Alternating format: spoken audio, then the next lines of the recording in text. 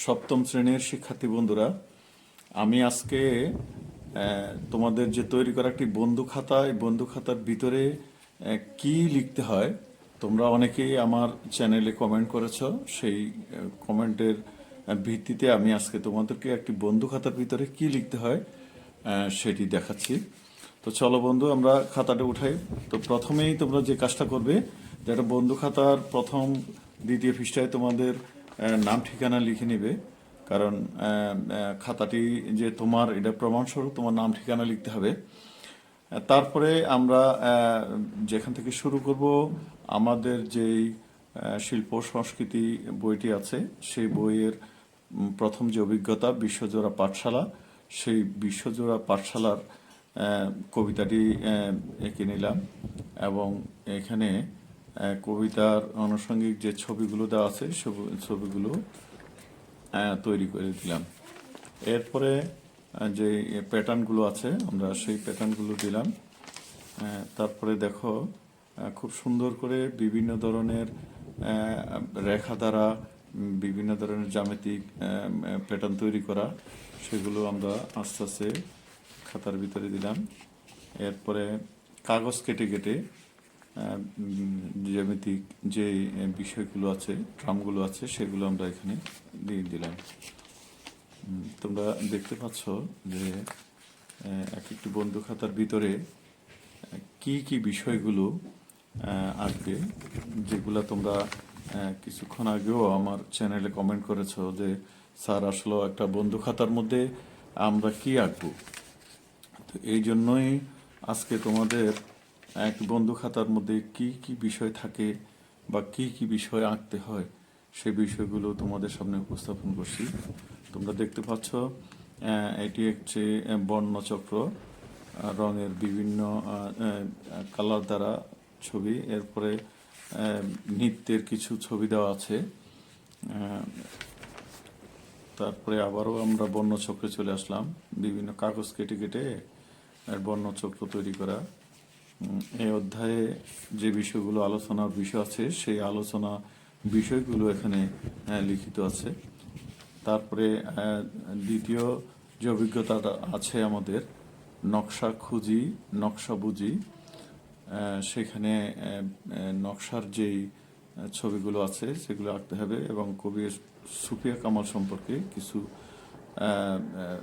লেখা লিখতে হবে। তারপরে সেই নকশা, বিভিন্ন রকমের নকশাগুলো আঁকতে হবে। যে এখানে একটা নকশা দেওয়া আছে, এটা আমরা যে নিত্য ব্যবহার্য যে খাট, যেটার মধ্যে আমরা অবস্থান করি, সেই খাটের একটা অংশ। এরপরে আছে ত্রিচক্রযান বা রিক্সার ছবি, এই ছবিটাও এখানে দেওয়া আছে।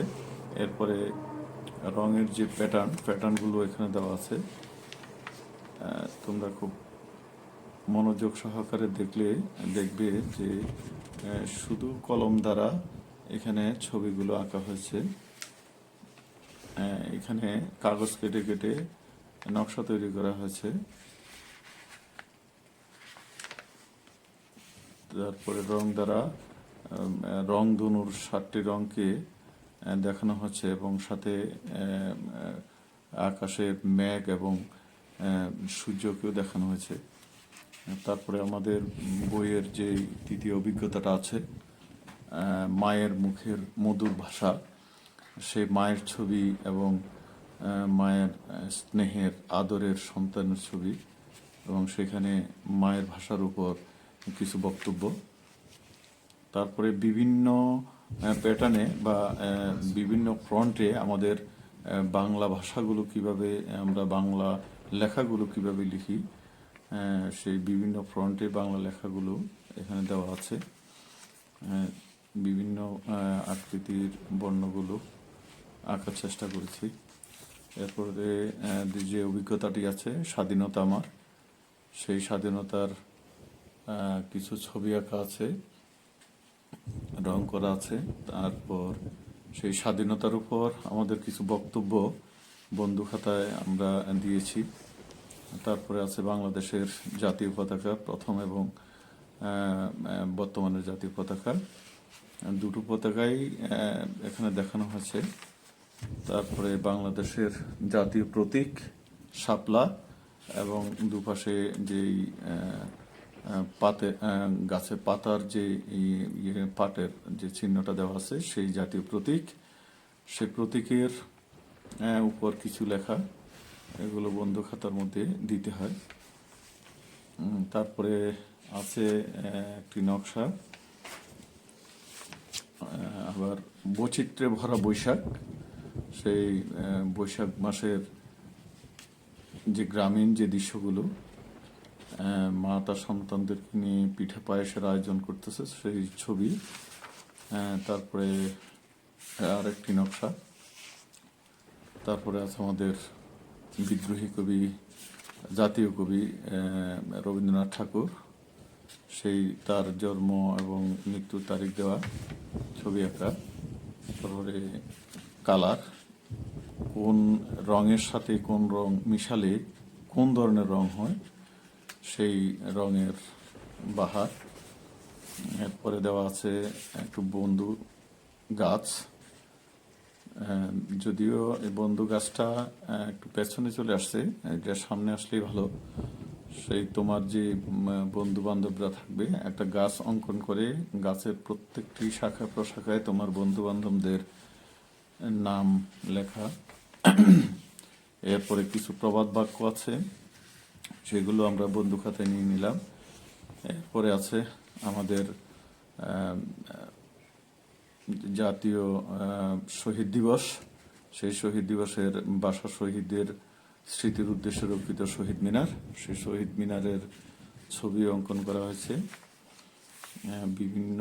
তারপরে আছে স্মৃতিসৌধ, মুক্তিযুদ্ধের মহান বীরদের সেই স্মৃতির উদ্দেশ্যে নির্মিত স্মৃতিসৌধ, তার ছবি। এরপরে আছে কাজের মাঝে শিল্প খুঁজি, এখানেও শিল্পের কিছু বাহার দেখানো হয়েছে। তারপরে মানুষের হাত এবং হাতের প্রক্রিয়া আঁকা, তারপরে বন্ধু সম্পর্কে কবিতা লেখা। এই মূলত এই বিষয়গুলো একটা বন্ধু খাতার মধ্যে আঁকতে হয়। তো আশা করি তোমরা সকলেই লক্ষ্য করেছো যে একটা বন্ধু খাতার মধ্যে আসলে কি আঁকতে হয়, সেই বিষয়গুলো আমি তোমাদের সামনে উপস্থাপন করলাম।